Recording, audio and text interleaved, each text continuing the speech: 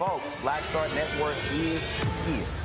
Hold no punches! I'm real revolutionary right now. Support this man, Black Media. He makes sure that our stories are told. I Thank you for being the voice of Black America, Roland. Stay black. I love y'all. All momentum we have now, we have to keep this going. The video looks phenomenal. See, there's a difference between Black Star Network and Black-owned media and something like CNN. You can't be Black-owned media and be scared. It's time to be smart. Bring your eyeballs home.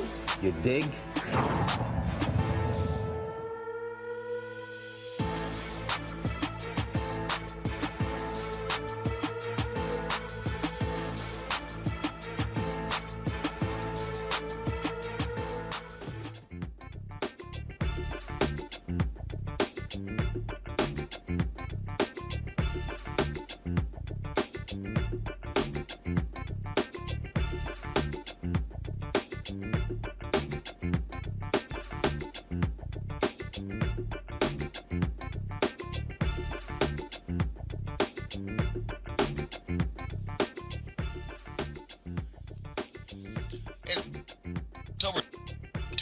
Roland Martin Unfiltered, broadcasting live from Swainsboro, Georgia, where we will be talking about the U.S. Senate race taking place here in this state, plus the gubernatorial race and other discussions about politics.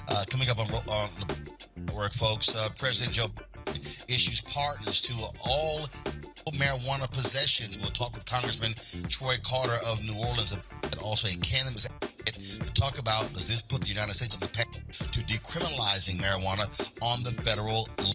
Also on to a new video encouraging folks to register. Talking on social media, some folks say it is demeaning to Black voters. We'll explain, but that is all. Also, two cases involving men who have been murdered by police while suffering a mental crisis. In New York, a family received millions of dollars for their loved one, and a Michigan was 43 seconds on Sunday. We'll tell you about the details of plus felony charges are in the Flint, Michigan water crisis, and also in Mississippi. They're dealing with a water crisis. They're dealing with a trash crisis.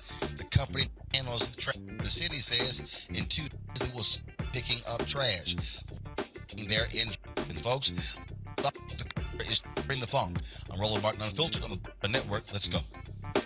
He's got it. Whatever the miss, he's on it. Whatever it is, he's got the scoop, the fact, the find. And when it breaks, he's right on time and it's rolling. Best believe he's knowing. Putting it down from sports to news to politics. With entertainment just for kicks, he's rolling. It's on go, roll, y'all. It's Roland Martin, rolling with Roland now. He's funky, he's fresh, he's real, the best, you know he's Roland Martin now.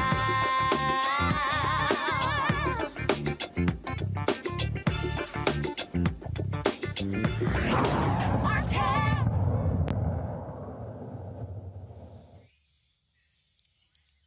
3 hours ago, from the another promise kept, another promise.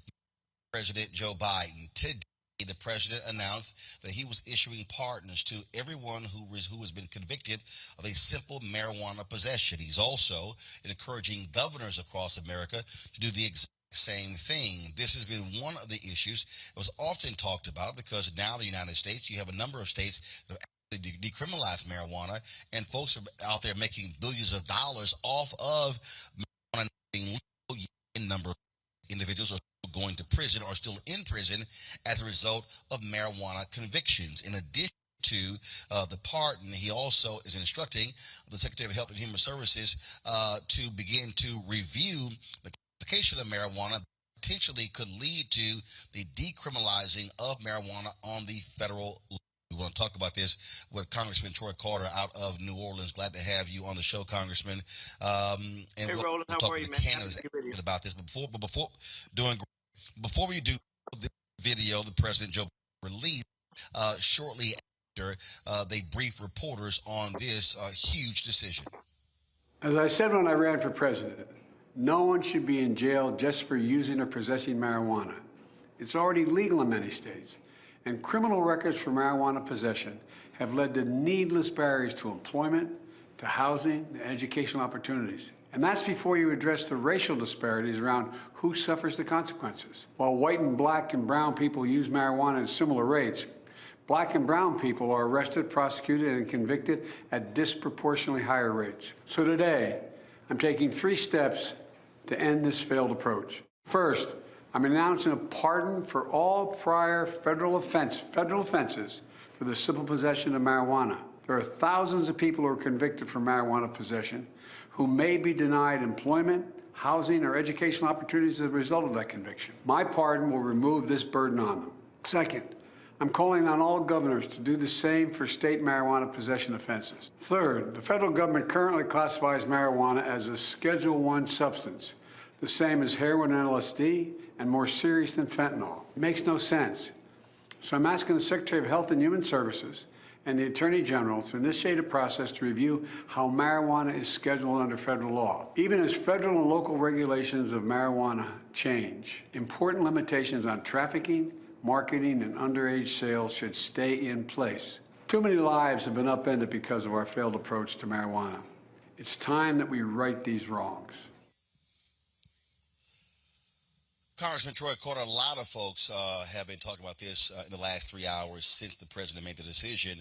How significant is this issuing pardons for everyone who has been convicted of simple marijuana possession? Roland, it's huge. We applaud the president for his action today. It goes a long way to demonstrating that marijuana, while legal in some 38 states in our country, it's in some capacity is legalized.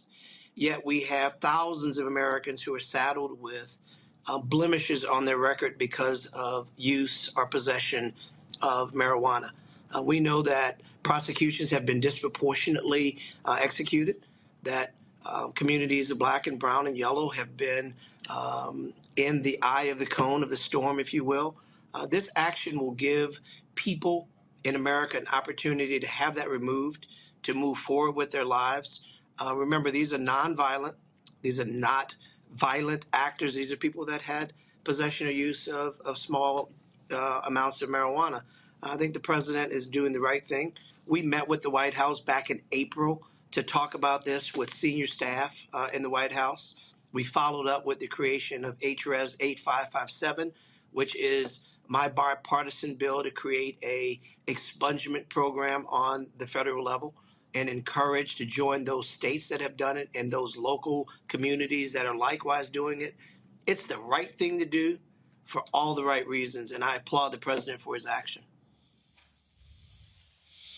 This was one of the campaign promises he made, and it also was an issue that was being championed by Vice President Kamala Harris as well. It was the pressure of activists and others who pushed the president to actually do this. One of the things that we still are facing, you have folks like Senator Tom Cotton of Arkansas who insists that we should be putting more people in prison as opposed to what's happening right now. And so you still have forces out there who want to lock people up. There are still individuals who are in prison on the state level, 10, 20, 30 years for simple marijuana possession, costing taxpayers thousands of dollars every year for literally low-level crimes. Well, I think what you have is you have people who make political hay out of these things, and they use this as scare tactics. Yes, we have a crime problem in America. We have a crime problem that needs to be addressed. But we don't need to continue to build jails and put people in jails for misdemeanors, for things that I'll go back and say again, that in 38 states in our union is legal in some shape or form. So for Tom Cotton or anybody else to try to make this a political football, it's unfortunate, because if you look at the numbers will clearly support that the beneficiaries of this executive order and hopefully the passage of HRES 8557 clearly will show you that black, white, Democrat, Republican, east, north, south, and west will benefit from this correction. And I call it a correction because we know that it has been disproportionately enforced. It has caused havoc in areas that of our community that have been underserved and over-policed. We don't want by any means to burden police officers with going after these misdemeanors when they should be free. Those resources should be free to go after hardened criminals, carjackers, rapists, robbers, those people that are wreaking havoc on our communities. People that have misdemeanors for marijuana, they're not in that category. And it's unfortunate that some will try to play that card. But I will tell you that I'm very proud that we have bipartisan support for both my Climb Act and the Expungement Act.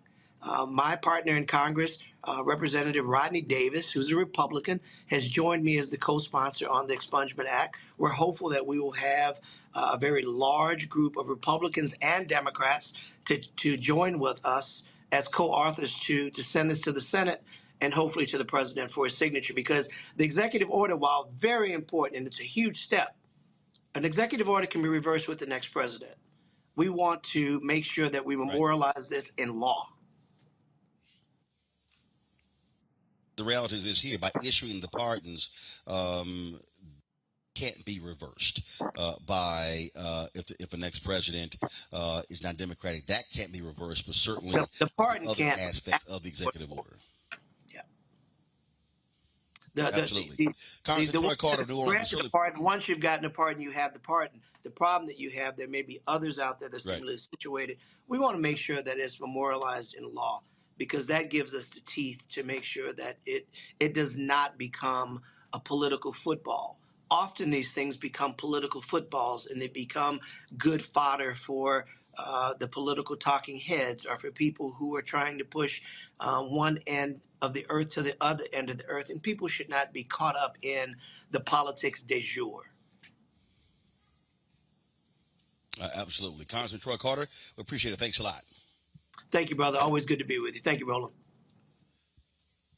Thank you. All right, folks, to put us in context, there are 37 states in the District of Columbia that have legalized medical marijuana. 19 states have legal adult use of marijuana. Missouri, Arkansas, North and South Dakota, and Maryland, they're going to be voting on recreational cannabis legalization on the ballot in November. Joining us right now is Dr. Shonda Messias, founder of the National Holistic Healing Center. And so, Doc, glad to have you here. What do you make of this decision by the president? This is obviously a significant one when you talk about how marijuana has become a major issue on the state and the local level in the past decade.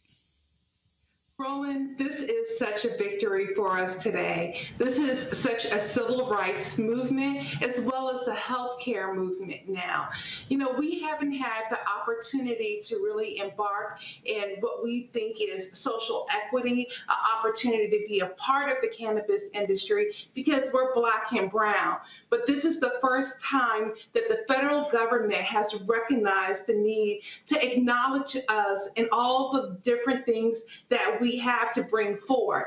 First of all, our freedom, the freedom to use medicine that helps our healthcare day to day. No one should be incarcerated for marijuana possession. And so today is a day to be celebrated, and also to, again, acknowledge the Congressman Troy Carter's ability to foresee this months ago and said, well, hey, if we're going to have any type of freedom, we need our records clean. The next step is the expungement piece, where we can actually have these pardons removed from our records so that we can have gainful employment, so we can get grants in education, and also have housing that's equitable for all of us. On that particular point there, I mean, obviously, the president is also encouraging governors to take action. We've seen other states move. We saw what happened in Illinois. You also have had DAs that have made moves. But the reality is there are people who are sitting in state prisons right now who have been there for quite some time for simple marijuana possession. It is so true. And I am so proud of our president today because we need this movement to move forward in a larger way. The federal government will guide our following steps from the state level. So this call of action for the governors to now ensue in pardoning partnering different simple marijuana charges is imperative so that we can now start emptying out our prisons and really evoking freedom for our people. And what about the directive he's given now to HHS and DOJ, putting this on the path to potentially decriminalize marijuana on the federal level? Roland, what's so important is that people in the past have tried to demonize cannabis to be very comparable to heroin or fentanyl or other opioid usage. As we know, cannabis is actually a therapy that can replace opioid usage. So now actually being able to deschedule cannabis and be able to have more research opportunities and to really investigate the fundamental properties of cannabis so patients can start to evoke really true health care is what is needed. And I believe in descheduling, and I believe that we now need the research that is possible to make this medicine accessible to all patients. All right. Doc, we sure appreciate it. Thanks a lot. Thank you. Let's bring in our regular Thursday panel. Erica Savage, founder of the Reframe Brain, Reese Colbert, founder of Black Women Views, Dr. Greg Carr, Department of Afro-American Studies at Howard University. Glad to have all three of you here. Erica, since I'm in your home state of Georgia, I guess I'll start with you. This is a significant decision today by President Biden. It was one of his campaign promises, and it certainly is pleasing to those who've been advocating for this move for quite some time. Absolutely, Roland, and I'm glad as always to have you in Georgia. You're definitely a frequent flyer there. One of the things I will say about President Biden's in terms of the decision that he made and shared with the American people today is when you're thinking about what the conversation has been of late, it has been specifically, particularly in the political realm, around Black men and Black man voters. And Reese pointed out several times throughout her books, throughout her sharing throughout her channel that, though Black women make up a lion's share of the Democratic base, right next to us is Black men. And so when we look at the implication of having an ounce or less of marijuana, simple possession of marijuana being a felony charge, that President Biden is essentially saying that that will be wiped away. You're talking about the ability to enter life very much so differently. And I think that as we head into the midterms, as we continue to have these conversations about misinformation, disinformation, the actual impact of decisions like this by the Biden administration, have the layered conversations of the ripple effect of what it will not only do for that person, but for the family as well, the doors that will open up behind that. I think it will really help to really seat the conversation and how Black men will be positively impacted by this decision by the Biden-Harris administration. So definitely in terms of, you talked about, state prisons, when you're thinking about folks who aren't able to vote, this will be a way for them to be able to regain their rights back if they're not able to vote.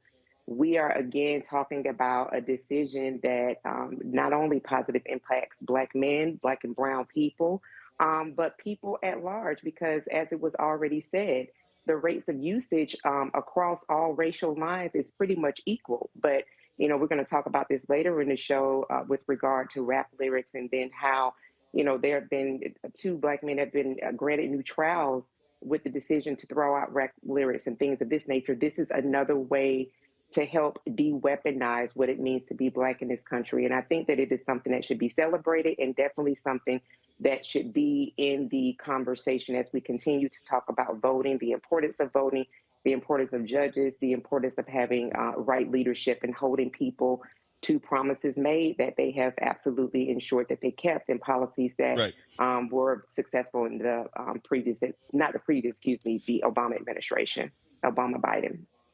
Reese, this comes on the heels of the student loan debt relief decision as well. And so for the people who say the president and the vice president, they have not delivered, this is certainly one of those where they can't say that.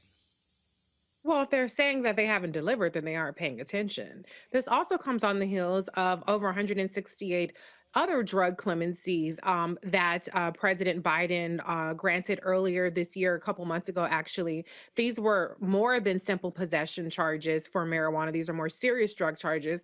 And so to date, President Biden has done a lot more in terms of clemency and pardons than Trump did. And I just want to point out that Trump got unearned credit for criminal justice reform. And that was one of the things that several rappers in particular tried to tout in terms of their support for Trump over Biden.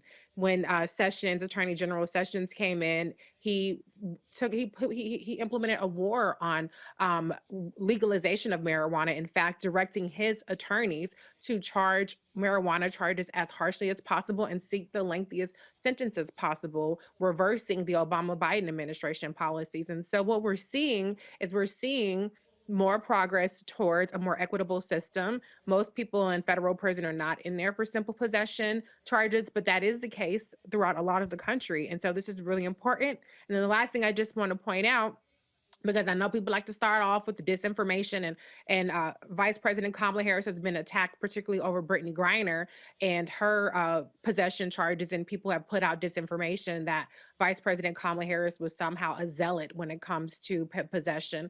But in fact, Nikki Solis, who was the public defender the entire time of Vice President Kamala Harris's tenure as DA, has stated that Vice President Kamala Harris did not charge simple possession marijuana charges. And if there was a simple possession charge, it was actually her being lenient and allowing a person who would have had a sales felony plead down to simple possession. So what's happening with the Biden-Harris administration, is a continuation of the kinds of advocacy, the kinds of leniency, and the kinds of innovation that Vice President Kamala Harris has long championed. As a senator, she had the MORE Act. And so there are a lot of people that deserve credit for pushing President Biden. Obviously, he deserves credit for keeping a campaign promise. But I just want to make sure that people know that Vice President Kamala Harris is right there with him as a governing partner on this decision. Yeah, we think you always going to do that, so that's no shock there. Greg Carr, this also speaks to Greg. It speaks to the fundamental problems that we've had in this country when it has come to this so-called war on drugs. It's been a war on black people. It's been a war on poor people. It's been a war on poor white people as well, and so it has been a failure, and it doesn't go back to just the Nixon administration in the early 70s. It goes back even further, and so what you're now seeing folks who are speaking to how dealing with this our drug policy and how we treated people has been an abysmal failure in terms of just locking folks up, throwing the key away. Yes. I mean, well, I think it depends on how we define failure. Politically, it's been very successful. And as you say, this goes back over a century. You can go back to Prohibition in the 1920s. The idea of using demonization to win political points, score political points. The war on drugs has been very effective for the white nationalists, as they have used that to engender fear. And certainly at the core of your book now, which I've read twice, brother, by the way, excellent work. I mean, this white fear, you've got to have a boogeyman, a boogie woman, boogie people. And, politicians are not our friends. But that having been said, we can make them do what we want. This is a victory today. A bright line has been drawn. And I don't, campaign promises aside and notwithstanding, we can't lose sight of the fact that we're a month away from the midterm elections, and the Biden administration has taken another step to try to draw that bright line so that voters can see the clear choice. You mentioned student loans. For sure, they came out using the executive power, and you've seen the white nationalists now have filed about a half dozen lawsuits, and you've seen the Biden administration begin to adjust the policy pronouncements to kind of shrink the number of people who are going to be eligible for those student loans. The last shrinkage was when it comes to third-party lenders, private lenders holding debt. But that's because the white nationalists are going to try to call back. Especially,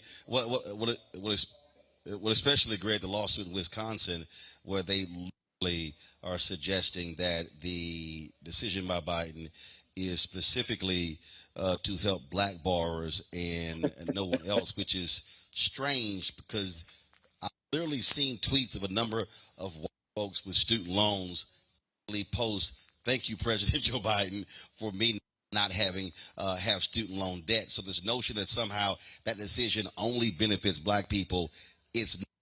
Even the judge is also, it shows you again, in terms of when something happens, this whole notion that somehow it's only benefiting black people. Just look at the numbers. If you have 13% of African Americans in this country, there's no way a policy like that is just for black people. That's just illogical. No question. But I think you've struck, Roland, at the heart of what's going on here politically. This is, in addition to everything else, a political action. What do we mean by that? Mandela Barnes, perhaps this helps him if you see them attack that way in Wisconsin. Certainly in Indiana, I think it is, where they've threatened to tax the forgiveness of student debt. This draws a bright line. And of course, the Democratic Party has been chasing this fictional this white voter, this white working class voter forever. But what Biden has done today is strike at the heart of federalism. Now, against gerrymandering, and you talked about the Alabama case earlier this week, with gerrymandering, but at the federal level, we know that in the year 2021, only 92 of about 20,000 convictions for simple possession were federal. Now, 6,500 people in the District of Columbia between 1992 and 2021 are quite happy today because they're about to be pardoned. But as Congressman Carter said, Congress will have to act. What is Biden doing? By calling those governors out, what he's doing is trying to frame this at the state level at a way that could be translated into political advantage. Because the poor whites have to understand, do you want your whiteness or your freedom? Do you want your whiteness or your ability to get a loan or go to school or to be able to have your record wiped? And this is something that only Congress can do on a permanent basis, as Congressman Carter said. Right. Finally, when we think about this in that sense, then, a month out from the midterms, Joe Biden has taken another step to up the ante. There is a bright line here. And in that respect, politically, I think this is a master stroke.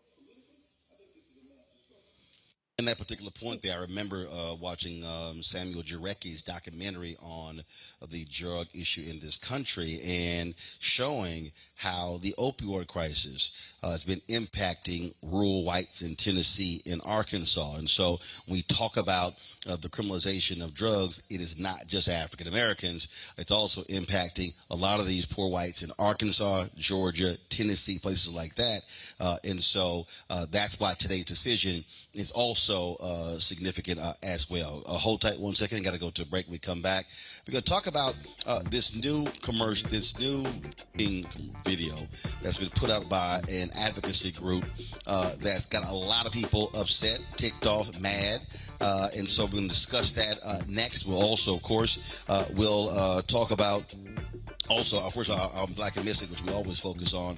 Also, a couple of cases in Michigan. A man shot nearly 40 times in almost 3 seconds by cops there, and the family of another man who was killed having a mental breakdown. They're going to be receiving several $1 million. We'll tell you more about that as well. Plus, we'll be having a conversation here in Swainsboro, Georgia, about this year's election with a panel of elected officials and others talking about what issues matter to voters here. Everything in Georgia is not about Atlanta, the metro area. It's also what's happening in rural Georgia as well. So with all of that on Roland Martin Unfiltered, don't forget, download the Black Star Network, Apple phone, Android phone, Apple TV, Android TV, Roku, Amazon Fire TV, Xbox One, Samsung Smart TV. You can also support us, Bring the Funk Fan Club. Check and money orders, go to P.O. Box 57196, Washington, D.C. 20037-0196. Cash App is $RM Unfiltered. PayPal is R Martin Unfiltered. Venmo is RM Unfiltered. Zelle is Roland at RolandSMartin.com. Roland at RolandMartinUnfiltered.com. And don't forget to get my book, White Fear, How the Browning of America is Making White Folks Lose Their Minds. Available in bookstores nationwide, Amazon, Barnes & Noble, IndieBound. Also, Books a Million, Target. You can also order from your favorite black bookstore. And, of course, you can also download it on Audible as well. We'll be right back.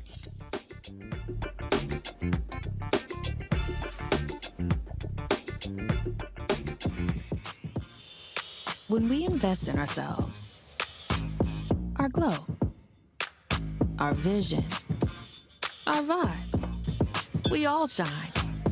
Together, we are black beyond measure. It's about us. Let's go! Everybody out together. We are in sunny South Dallas. The election is coming up. It's super important that folks know who they are voting for, but more importantly, what they are voting for. Y'all, we got the free shirts and free lunch right over here. Freedom is our birthright. No matter what we're up against, we're sending a message in Dallas and Texas and in this country. We won't back down. That's what this bus tour is all about. The housing cost is one of the most capitalized areas that we have found. People who are marginalized, that are brown and black, we are suffering the most, and I think that we have the biggest vote and the biggest impact in this election. I'm voting for affordable housing, for sure. We should not be paying the cost of a utility failure because our elected officials are too proud to say, we need help. I know that we can bring out our people to vote. It's a part of our birthright. Right. It's a part of our heritage, and surely it's a part of our present and part of our future. That's right. That's what's up. And we won't black down. Forward that message to 5 friends, because in that message, it's got links to how to get registered, how to check your registration status. Like I said, 2:30 we'll start rendezvousing right here on this street. I am voting to let our voice be heard in the rural communities that, hey, we are people too. There are things that we need. Free shirts, free food, and lots of power. We are in Longview, Texas, where Black Voters Matter, 365. Whatever type of oppression a white supremacist throws our way, we will not black down. We are in relentless pursuit of liberation of our people. Freedom is liberation for black bodies and black communities to make economic change through political power. Freedom is choice. We won't black down. We won't black down. We won't black down. We won't black down. We won't black down. We won't black down.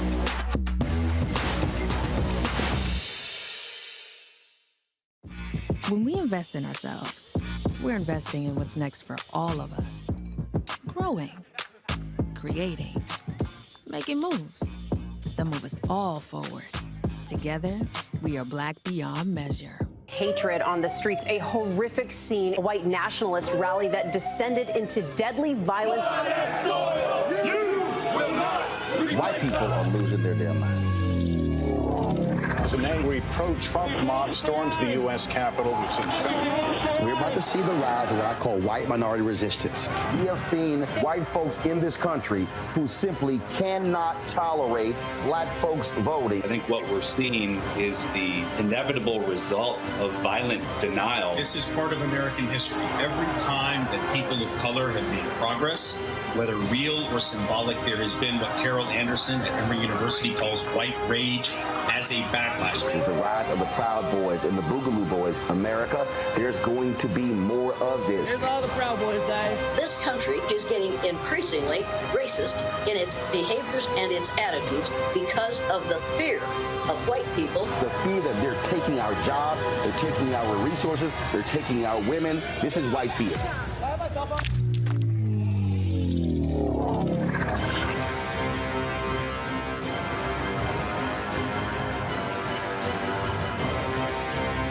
What's going on? This is Tobias Trevelyan. Hey, I'm Amber Stevens-West. Yo, what up, y'all? This is Jay Ellis, and you're watching Roland Martin Unfiltered.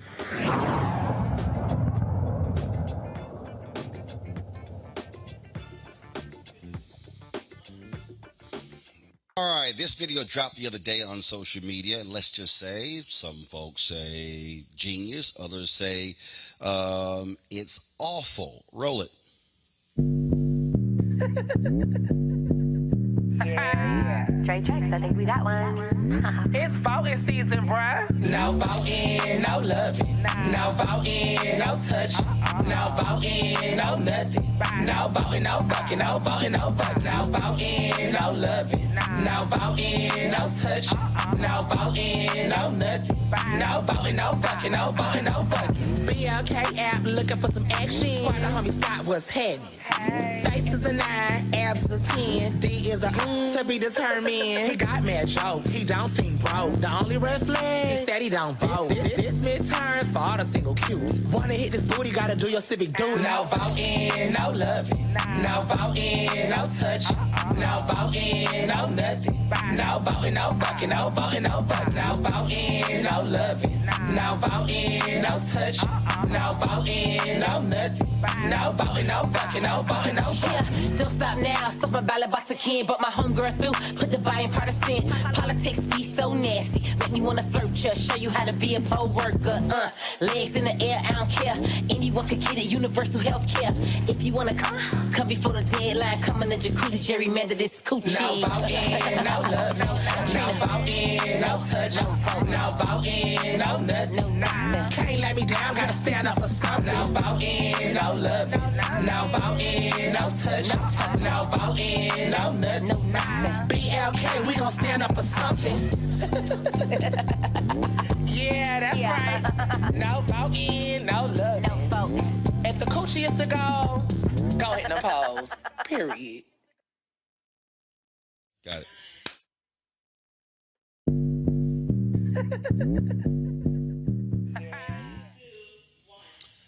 All right, folks, that video is called No Voting, No Vucking, was created in partnership with BLK Dating App and majority agency, an Atlanta-based company where Shaquille O'Neal is a founding partner. Now, a lot of people have assumed, because if you go to the end of that video, it takes you to We All Vote, that is the group that founded by Michelle Obama, When We All Vote.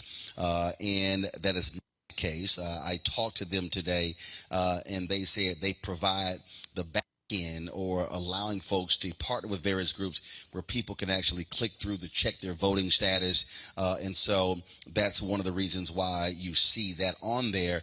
But the folks at When We All Vote said they had nothing to do with this spot. We're not involved in the creative.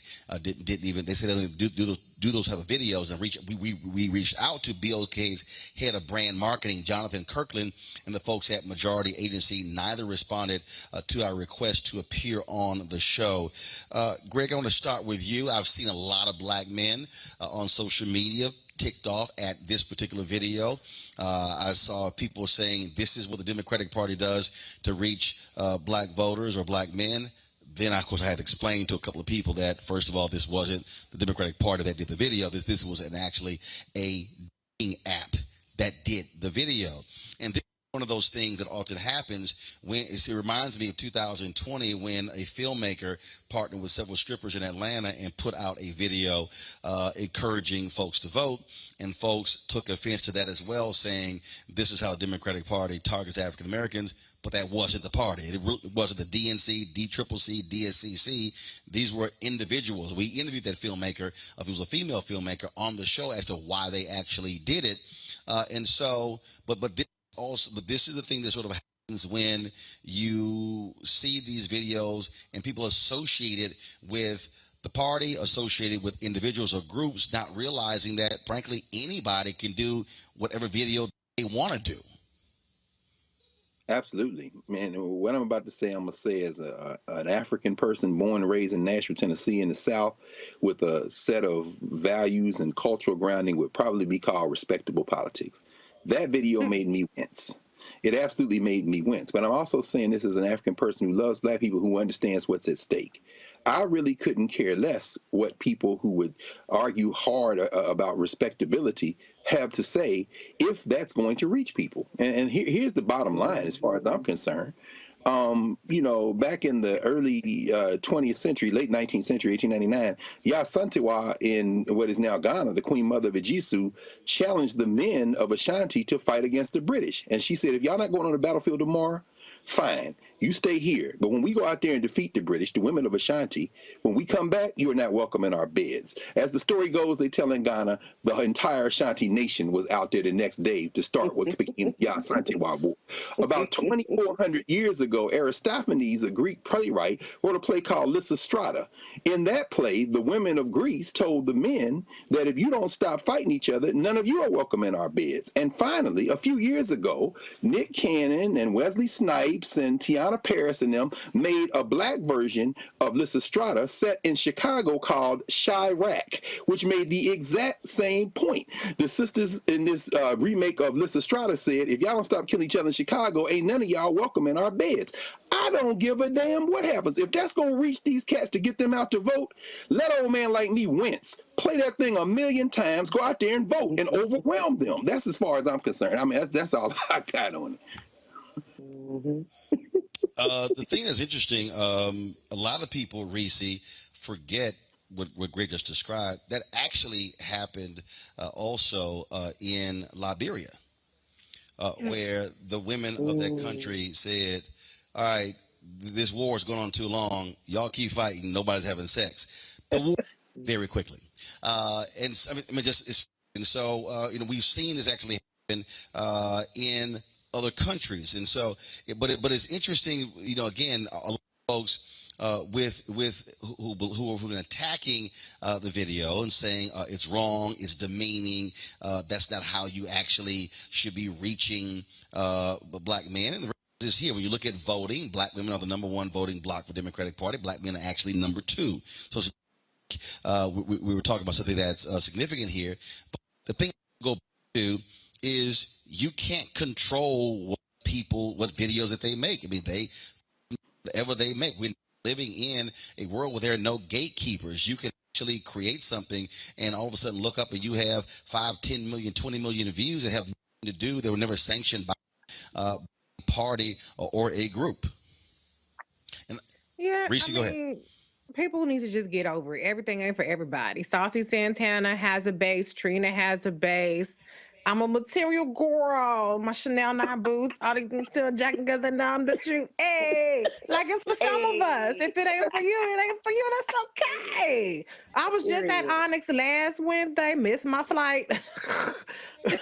Okay, but people go to strip clubs. People like Trina. People like Saucy. It ain't for you. That's okay. Everything ain't for me either. John Mellencamp ain't for me. Kurt Cobain ain't for me. Carrie Underwood ain't for me. If it ain't for you, that's okay. Respectability politics is all right. Okay, because I'll tell you what.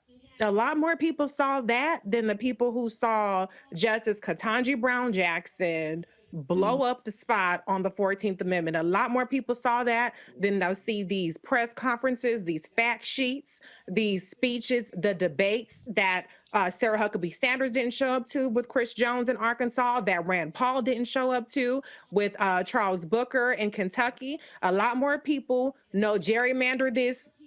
It's kids in the audience, so I've been told, so I ain't gonna say it. But a lot more people talking about Trina and her gerrymandering line than the fact that Ron DeSantis gerrymandered 2 black districts out of his state and said, who gonna check me, boo? And so if you want to have something to be mad about, let's look at the candidates, because the candidates is giving you a whole lot more fodder than 2 rappers putting out a catchy tune. Doug Mastriano in Pennsylvania was wearing a Confederate uniform for Faculty Day. Blake Masters down in Arizona said that we have inflation because too many black people have jobs at the Treasury Department. Ron DeSantis put somebody who was photographed in a KKK uniform over a predominantly black county. All right, I can go on down the list. Herschel Walker said, I apologize to black families because y'all don't have fathers in the home. So if we want to talk about how the parties view black people, let's talk about their politics, let's talk about their policies, let's talk about their candidates.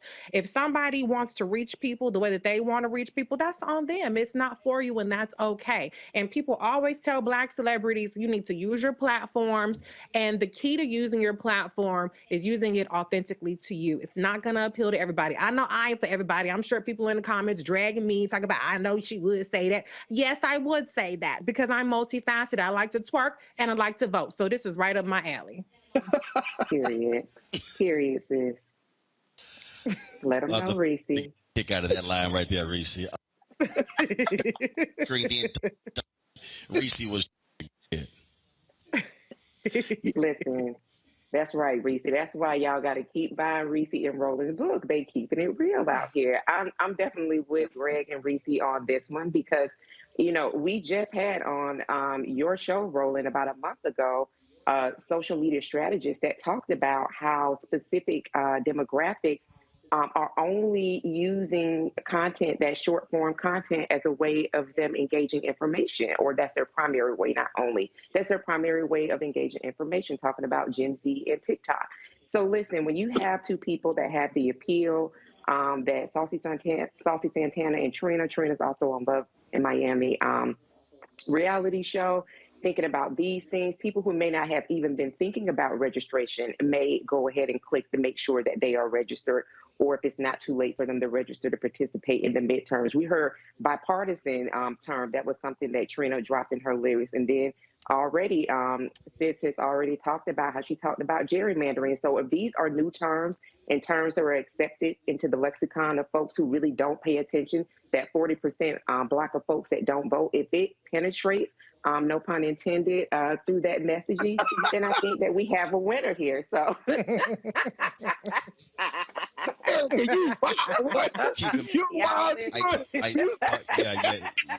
Yeah, Erica.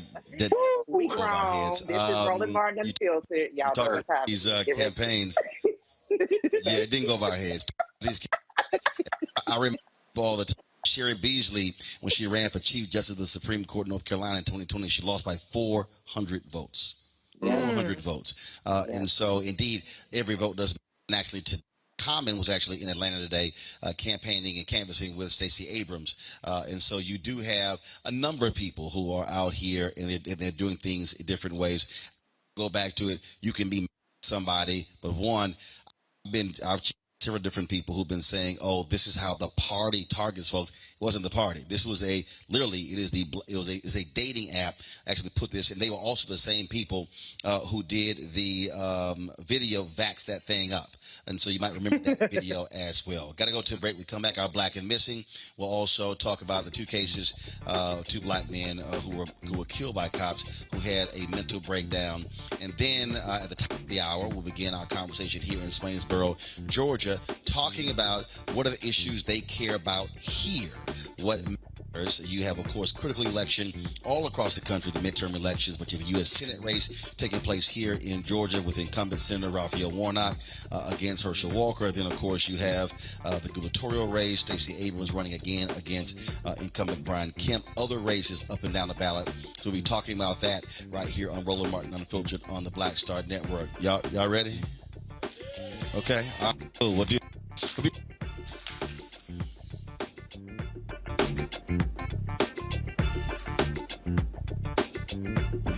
When we invest in ourselves, we're investing in what's next for all of us.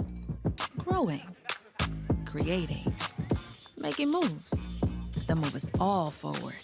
Together, we are Black beyond measure. On the next Get Wealthy, financial therapy, what it is and why it may be exactly what you need. So when you think about financial therapy, what we're talking about is how do we learn to live with our money in a way that is congruent with our values, that we understand our emotions about money, we understand our beliefs and our behaviors. That's right here, only on Black Star Network.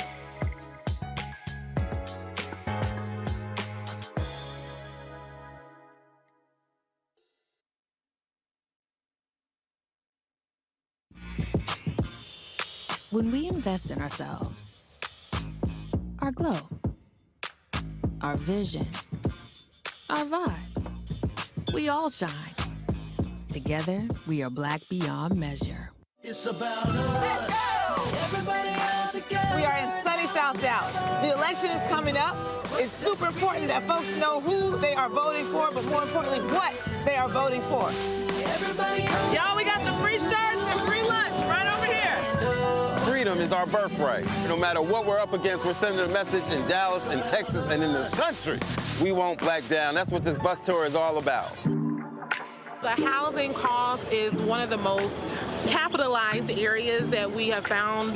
People who are marginalized, that are brown and Black, we are suffering the most, and I think that we have the biggest vote and the biggest impact in this election. I'm voting for affordable housing, for sure.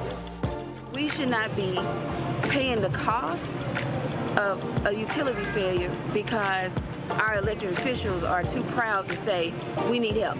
I know that we can bring out our people to vote. It's a part of our birthright. Right. It's a part of our heritage. And surely it's a part of our present and part of our future. That's right. That's what's up.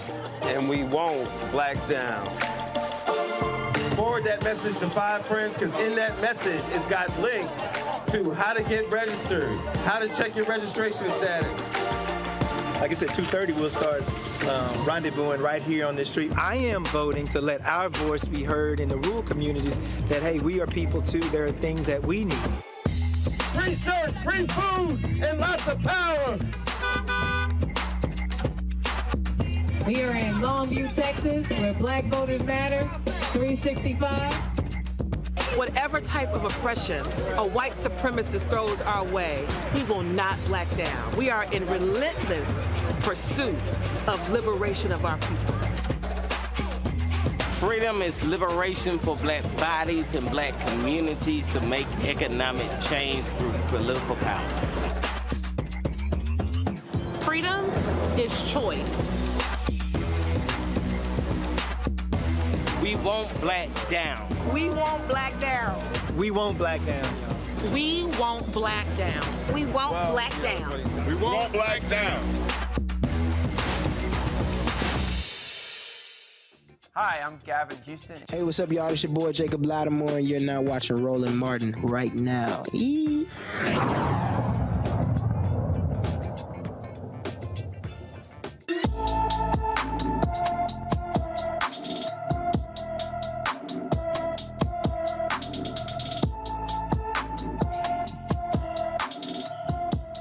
Walker was last seen in Fargo, North Dakota on June 29th. The 16-year-old is 6 feet tall, weighs 140 pounds, with black hair and brown eyes. Anyone with information about Tobias Walker should call the Fargo, North Dakota Police Department at 701-235-4493, 701-235-4493.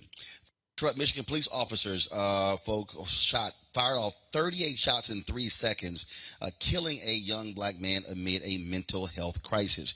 20-year-old Porter Burks, who suffered from schizophrenia, was having an episode on Sunday night when his family called for help. The Detroit police released 7 minutes of body cam footage. It shows how a family member is describing the situation to officers. The police trying to reason with Porter to drop the knife he was carrying and the time the fatal shots were fired. Now, the video, of course, we're about to show you is triggering. And so if you don't want to see it, you can certainly, now it's time to walk away.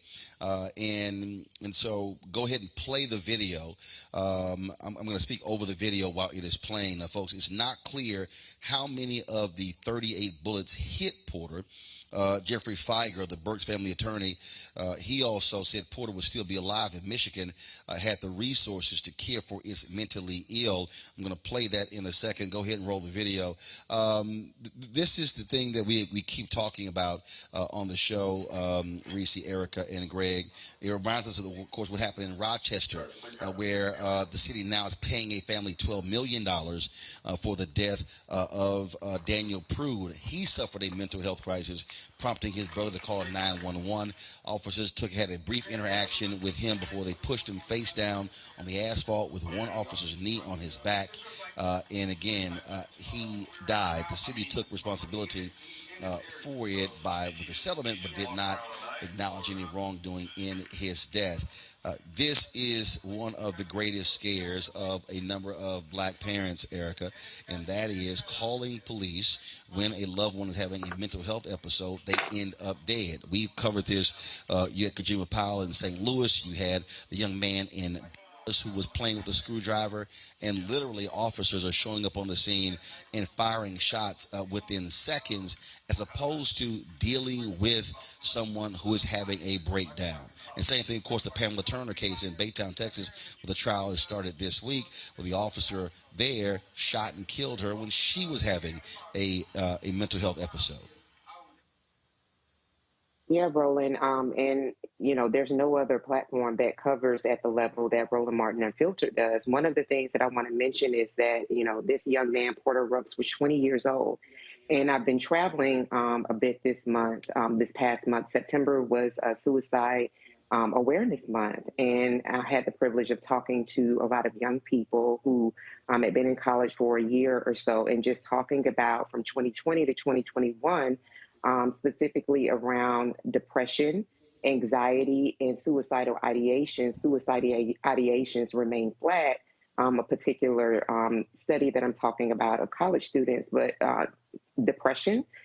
There was a 22% increase in depression, and anxiety, a 10.1% increases. And some of the things that these young people were telling me, you're talking about young folks the same age as the late Porter, you're talking about they were traversing through not only COVID, but just a number of depression, anxiety because of the way the world was operating, things that were happening at home.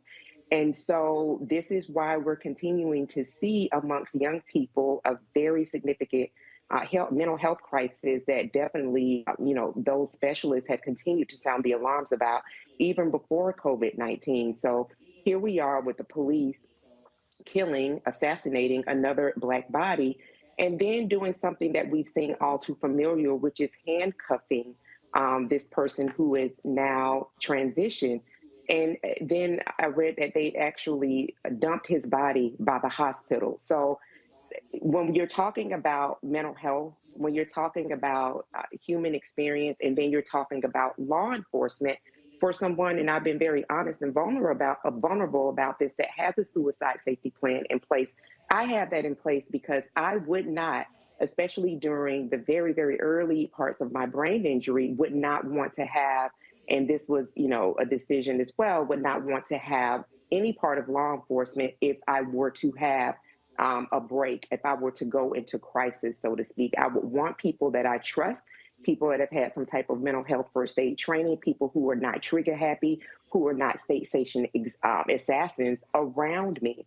So I think that as we continue to really talk about these things, realizing the impact that it's having on people around us, also to understand that for folks that are listening to this, if you do have somebody who's in a mental health crisis, and not saying not to, there are other numbers that you can call as well. If you do have to call law enforcement, do what needs to be done.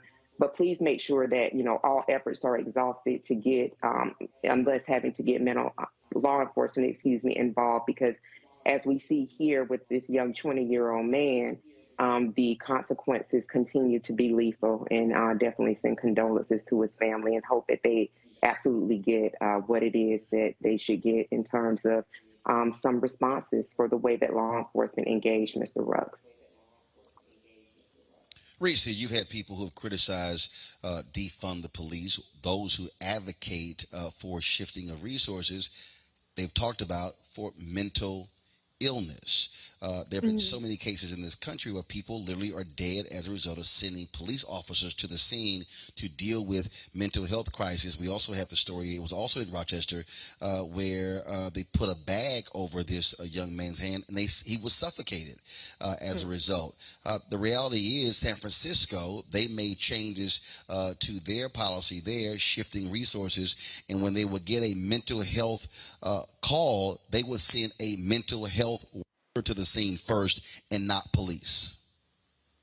Absolutely. I mean, I know that there's an inclination for people to say, Black families, stop calling the police when your family member is having a mental health episode. But I think we can all agree that that is the absolute last resort.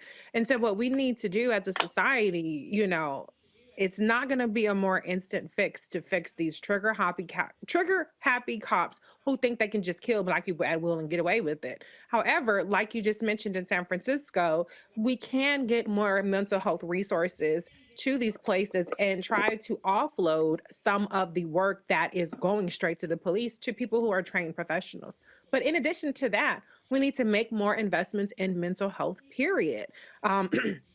By the time somebody's having an episode, there are multiple steps and there are multiple times that somebody could have intervened if they had access to mental health resources. You're down in Georgia, Roland, and I believe you are too, Erica. In Georgia, 94% of the counties have a mental health shortage professional. Stacey Abrams is a person who wants to fix that. Brian Kemp is not.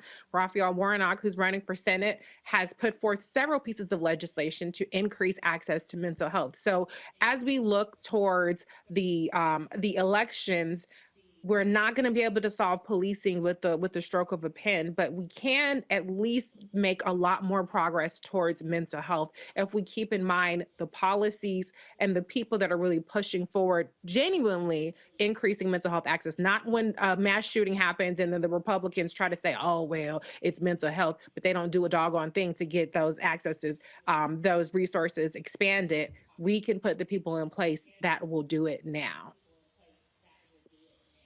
And Greg, here it's very simple. You take Rochester; they just had a $12 million settlement. I wonder how much of their city budget goes to mental health services. I mean, and this is the thing: we're now seeing multi-million-dollar settlements reaching in excess of $1 billion, and so cities are spending money to settle police abuse cases. If folk rethink how we police in this country, we could be spending that money on mental health and these type of crises. And I keep telling people, it's death. You ain't coming from that.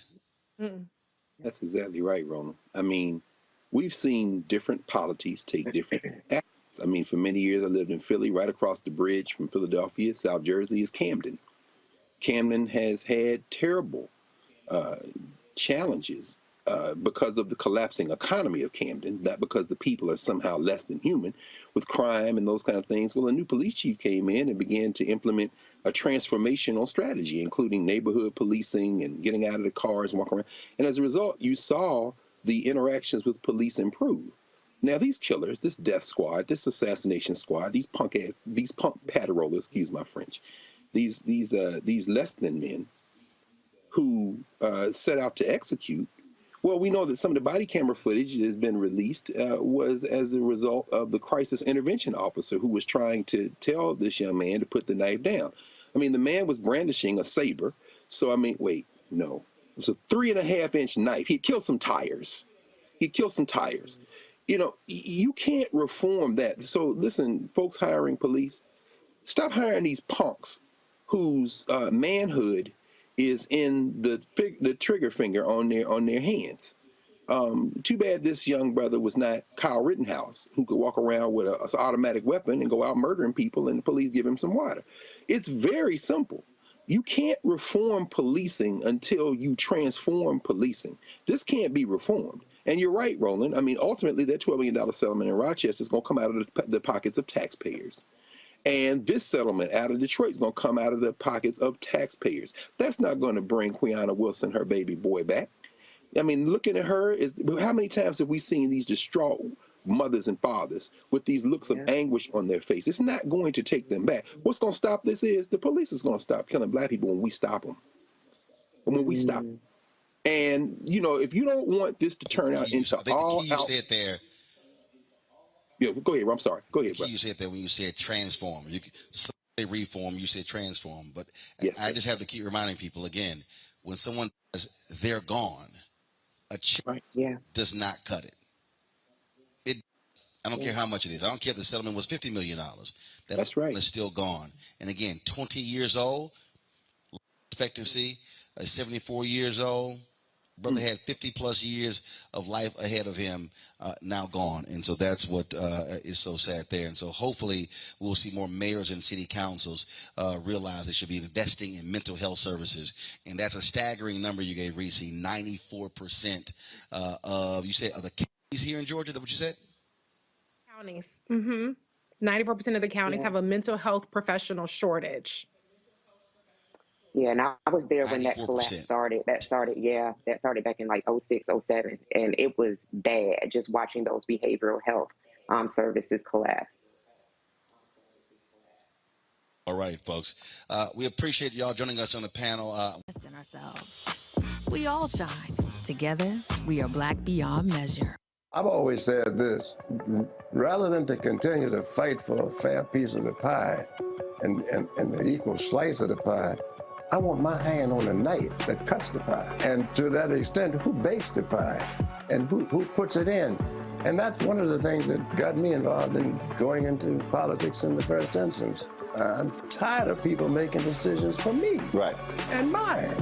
I want to be a part of that decision-making process. And luckily, it has paid off in terms of seeing the progress that many people in America have made, particularly people of color. One thing bothers me now that we seem to be losing that. Right. Saying that we've got to be more concerned with other people than those people who were here. We built America.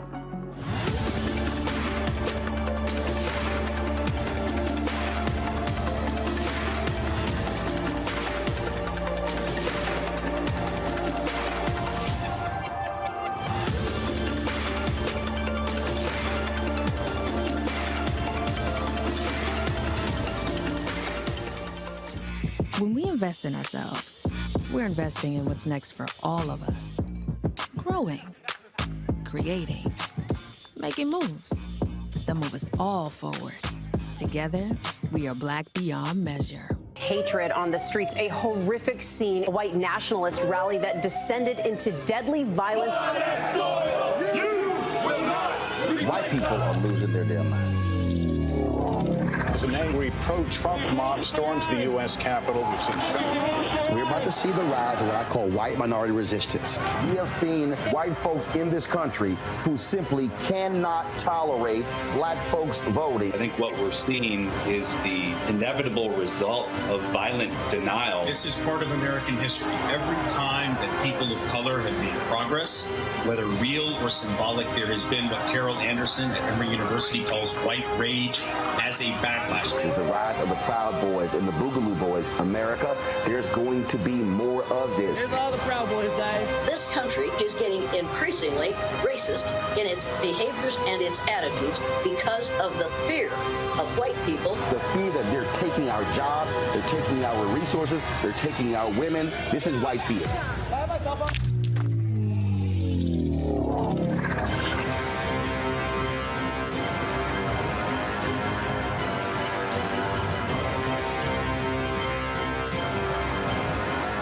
Pull up a chair, take your seat at the Black Table with me, Dr. Greg Carr, here on the Black Star Network. Every week, we'll take a deeper dive into the world we're living in. Join the conversation only on the Black Star Network. It's about us. Everybody all together. We are in sunny South Dallas. The election is coming up. It's super important that folks know who they are voting for, but more importantly, what they are voting for.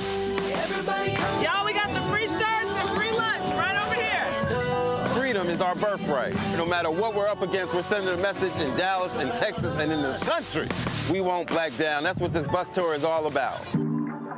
The housing cost is one of the most capitalized areas that we have found.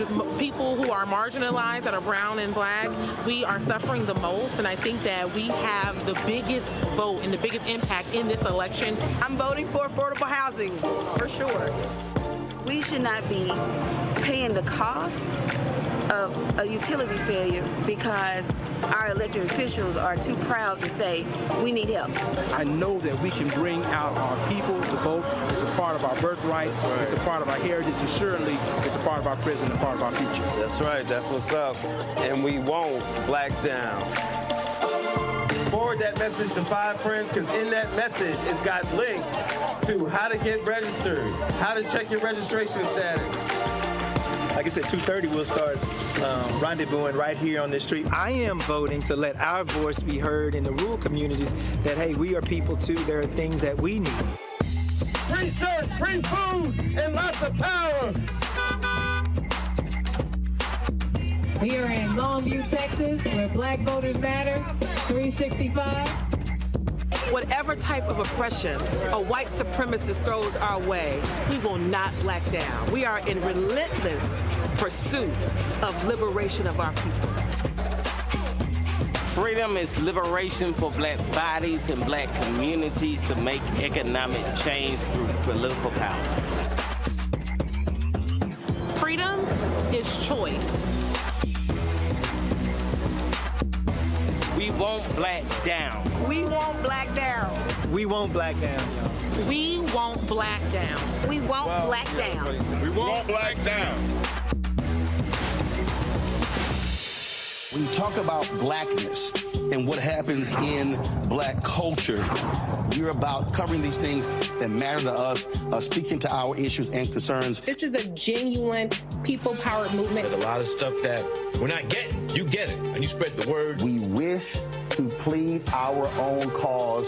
Too long have others spoken for us. We cannot tell our own story if we can't pay for it. This is about covering us. Invest in black-owned media. Your dollars matter. We don't have to keep asking them to cover our stuff. So please support us in what we do, folks. We want to hit 2,000 people, $50 this month, raise $100,000. We're behind 100,000, so we want to hit that. Y'all money makes this possible. Checks and money orders go to P.O. Box 57196, Washington, D.C. 20037-0196.